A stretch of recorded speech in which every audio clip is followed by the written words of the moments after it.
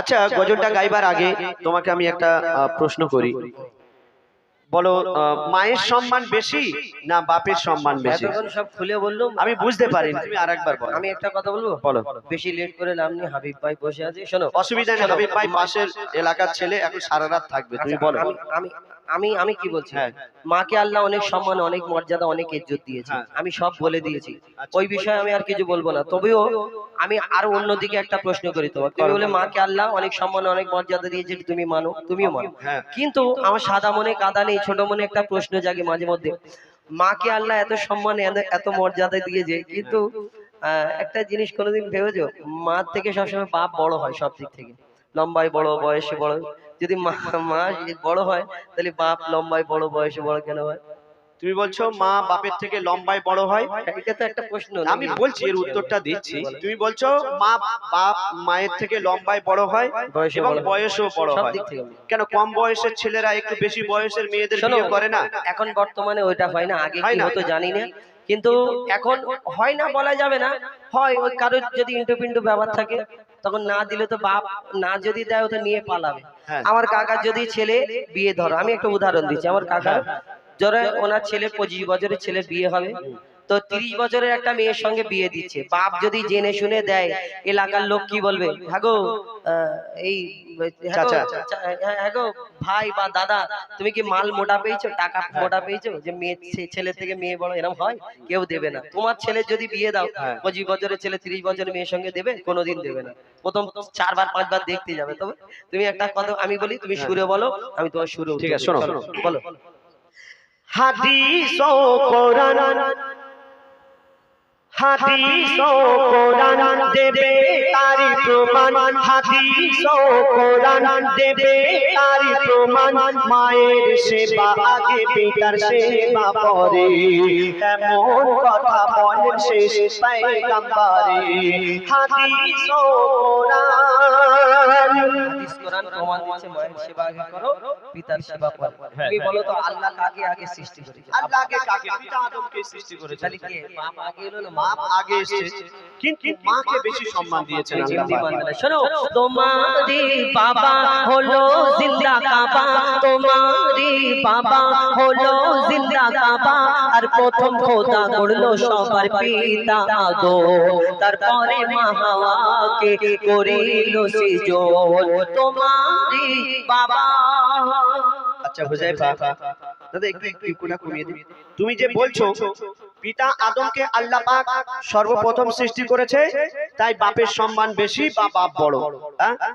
একটা কথা বলো তো, মা জননী 10 মাস 10 দিন গর্ভে ধরে আমাদের কত কষ্ট করে জন্ম দেয়, এই কষ্টটা আল্লাহ পাক যদি মাকে না দিয়ে আব্বাকে দিত, কেমন হতো বলো তো? মাকে না দিয়ে আব্বাকে, ফালতু উল্টো পাল্টা প্রশ্ন করলে হবে না। আমি তোমাকে বলছি, তুমি মায়েদের কাজ রান্না করা, মায়েদের কাজ বাচ্চা কাচ্চা সামলানো, মায়েদের, তুমি মায়েদের বলো না যাও ওই সোনাখালী বা ক্যানিং এ গিয়ে ভ্যান চালাও, পারবে?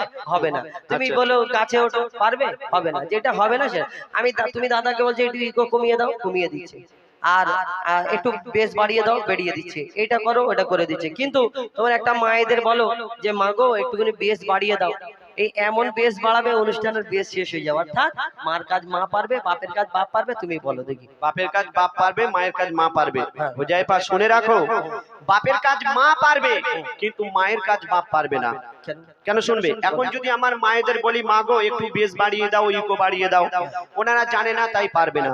কিন্তু আমার মায়েদের যদি প্র্যাকটিস করানো যায়, আজ না হয় 1 মাস 2 মাস 3 মাস পরে কোনটা বেস কোনটা ট্রিবল কি আছে সব বাড়িয়ে দেবে। মায়েরা চাঁদের দেশে চলে যাচ্ছে, সামান্য ইকো বাড়াতে পারবে না।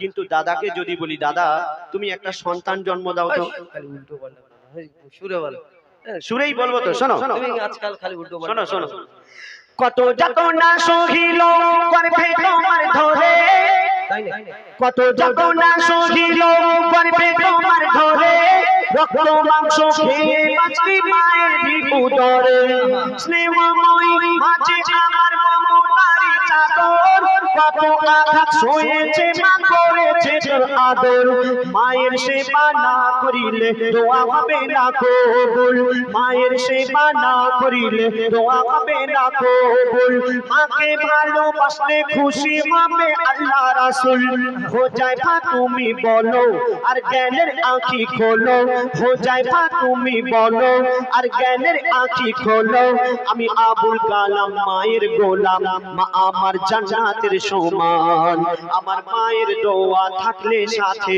ছোবে না জাহান্নাম মায়ের দোয়ার সাথে থাকলে জাহান্নাম ছোবে না। মায়ের মা খাইয়েছে, মা পরিয়েছে, মা 10 মাস 10 দিন গর্ভে ধরেছে, মা রক্ত মাংস খেয়ে মানুষ করেছে, মা লালন পালন করেছে, মা পেশাব পায়খানা পরিষ্কার করেছে, মা এই দুনিয়াতে জন্ম দিয়েছে, মা সবকিছু করেছে। অবশ্যই। তোমার মা, আমি আরেকটা প্রশ্ন করি, বলো। তোমার মা খাইয়ে পরিয়ে যে তোমাকে এত বড় করে তুললো, তোমার মা খাইয়ে পরিয়ে এত বড় করে যে তুললো, তোমার বাপ যদি বাজার হাট না করে দিত, তোমার মা কি শুধু পানি খাইয়ে মানুষ করে দিত? কেন বাপ যদি বাজার না করে দেয় খাওয়া হবে না? কি করে খাওয়া হবে? তুমি এই নির্দেশখালী বাজারে যাও, শিমুলতলা না কি বলে কলতলাতে যাও, ক্যানিং এ যাও, কত হোটেল আছে, হোটেল থেকে কিনে এনে খাবে। হোটেলে গিয়ে বলে আমার আব্বা পাঠিয়েছে গো, আমার মা পাঠিয়েছে গো, দিয়ে দাও, দিয়ে দেবে। কেন ফ্রি খেতে যাবো কেন? আমার মায়েদের কাছে টাকা নেই? ওই তাহলে তোমার আব্বার কাছে চুরি করতে হবে। চুরি করতে যাবে কেন? এখন আমার মায়েরা লক্ষ্মীর ভান্ডারে 1000 টাকা করে পাচ্ছে। উল্টো পাল্টা কথা। আচ্ছা ঠিক আছে, তোমায় আরেকটা কথা বলি। তুমি তো মাদ্রাসায় পড়াশোনা করেছো, জানো আমাদেরও মাদ্রাসায় মোটামুটি একটা দুইটা আছে। এই দুনিয়াতে একটা এতিম ছেলে যারা বাপ নেই যাদের, তাদের কত কষ্ট জানো?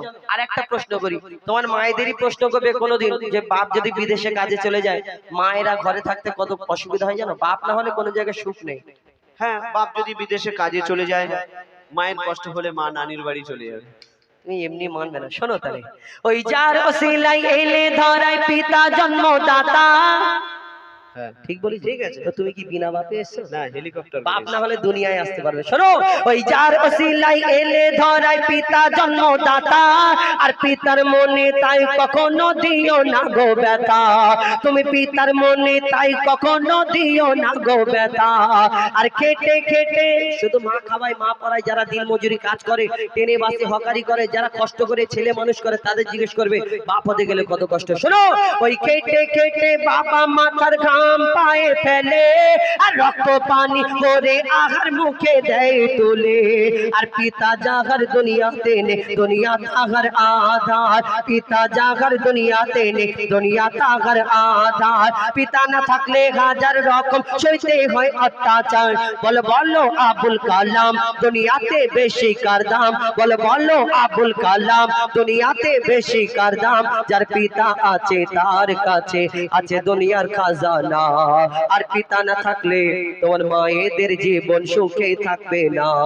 তোমারে বাবা, তুমি বলছো যে একটা সন্তানকে মানুষ করতে গিয়ে বাবা অনেক পরিশ্রম করে, অনেক খাটাখাটনি করে, আর মায়েদের কাছে মায়ের স্বামী যদি না থাকে, মায়ের জীবন সুখী হয় না। তাই বাপের সম্মান বেশি বা বাপ বড়।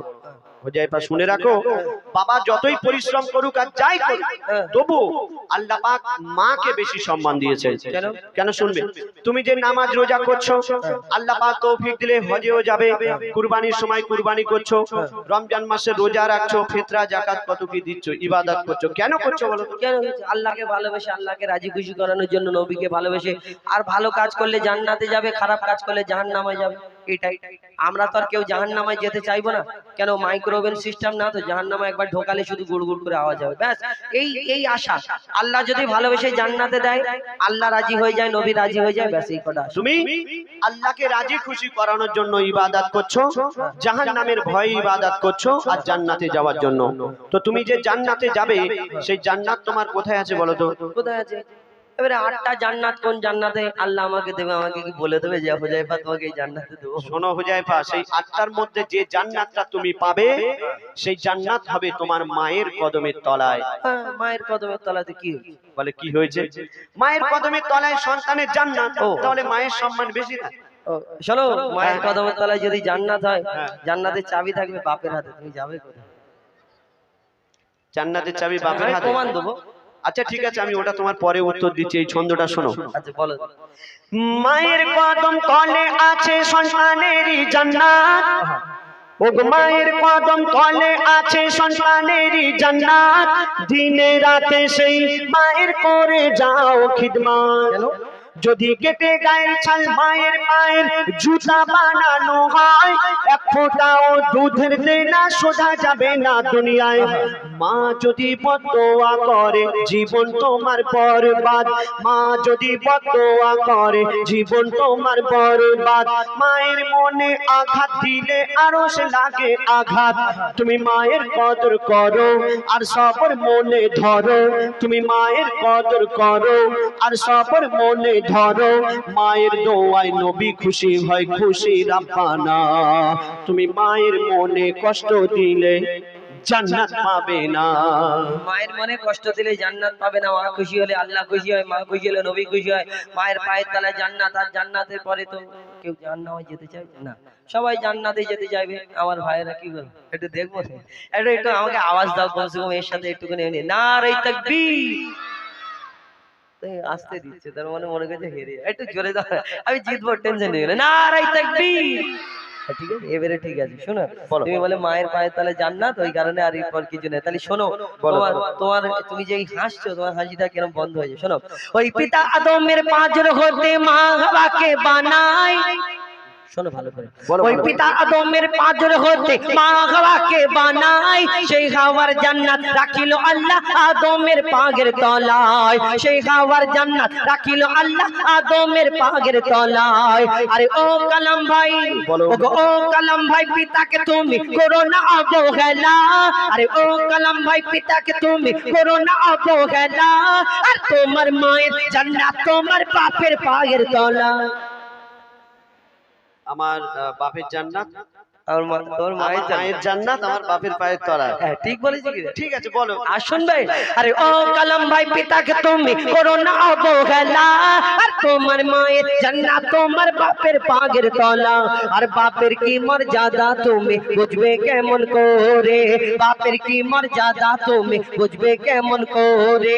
বাপ কি জিনিস জিজ্ঞেস করো এতিম ছেলেকে ধরে। যারা আজকে পিতা হারা তারা দুনিয়ায় বেসাহারা, তাই পিতার মনে তুমি কোনোদিন দুঃখ দিও না। আর শোনো, মোর নবী মুহাম্মদ বিশ্ব পিতা ভেবে দেখো না তোমারে বাবা। আচ্ছা হুজাইফা, তুমি যে বললে আমার মায়ের জান্নাত আমার বাপের পায়ের তলা, আর আমার বাপের জান্নাত তাহলে কোথায় হবে? বাপের জান্নাত মানে ওনার মা, মানে দাদি। দাদি, তো দাদিটা কি ছেলে না মেয়ে? দাদিটা মেয়ে। তাহলে তাহলে তো সেই মায়ের দিকে চলে যাচ্ছে না? মায়ের দিকে তো কি হয়েছে? কি জ্বালা বলে, দাদিটা যদি মেয়ে হয়, হ্যাঁ, আর তোমার দাদার সঙ্গে যদি দাদির বিয়ে না হতো, দাদি হতো কোথা থেকে? দাদির সঙ্গে যদি তোমার দাদার বিয়ে না হতো, অন্য জনের ঘরে মেয়ে হয়ে পড়ে থাকতো, দাদি হতো। তাও ঠিক। তারপরে কি? তুমি যদি বলো তারপরে কি ওনার মা, আমি বলবো তার বাপ, তার মা, তার বাপ। এই করতে করতে শুধু আজকের এই লেবু খালির অনুষ্ঠান না, সারা জীবন অনুষ্ঠানে যদি তার বাপ তার মা বলতে থাকি, জীবন ভর শেষ হবে না। তার বাপ তার মা, তার বাপ তার মা, তার বাপ তার মা, তার বাপ তার মা, তার বাপ তার মা, তার বাপ তার মা। সে কেন পিড়ির হয়ে আসছে। মা হাওয়া, পিতা আদম থেকে শুরু, তারপরে সব শেষে মা হাওয়া, তারপরে মা হওয়ার পরে কি পিতা আদম, তারপরে পিতা আদমের পরে তোমার হাঁড়িতে কপ্পুর শেষ, কর্পূর বের করবো? বলো না।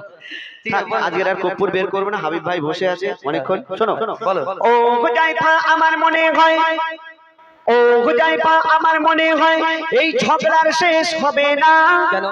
আমি মায়ের বলবো, তুমি আব্বার বলবে, আমি মায়ের বলে তুমি আব্বার বলবে, সারা রাত পার হয়ে যাবে। শোনো, ও হুজাইফা, আমার মনে হয় এই ঝগড়ার শেষ হবে না। বাপ মা ছাড়া কোনো সন্তান দুনিয়াতে আসে না। লাইনে এসো, আব্বা মা দুজনকে লাগবে, শুধু মা মা করলে হবে না। শোনো, আরে ও কালাম ভাই, এবার তুমি সোজা রাস্তায় এসো। আর ও কালাম ভাই, এবার তুমি সোজা রাস্তায় এসো। চেয়ারও তো ফাঁকা নেই যে ফাঁকা চেয়ারে বসে বলবো। আরে ও কালাম ভাই এবার তুমি সোজা রাস্তায় এসো, আর ঝগড়া করতে পারবে না তাই শেষের দিকে এসো। পিতা মাতার সেবা করো ও গো মুসলমান, পিতা মাতার সেবা করো ও গো মুসলমান, পিতা মাতার সেবা করো ও যায় পাও কালাম। বলে এ মেঘান্নান কদর করো দুজন নারী সমান, হাদিস ও কোরআন মারে বাবা দেবে তার প্রমাণ জিন্দা কাবা।